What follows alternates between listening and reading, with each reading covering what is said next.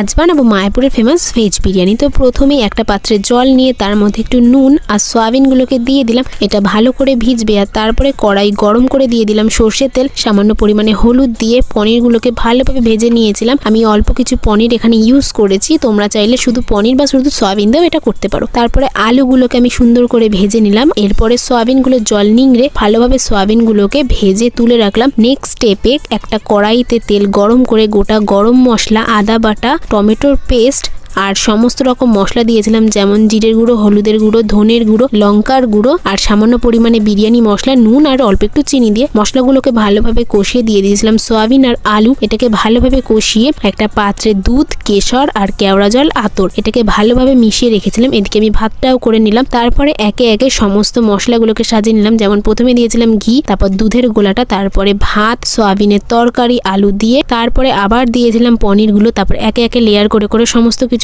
সাজিয়ে নিলাম সুন্দর। ওপর থেকে দিয়েছিলাম বিরিয়ানি মশলা আর দুধের ওই মিশ্রণটা। এইভাবেই তৈরি হয়ে গেল মায়াপুরের ফেমাস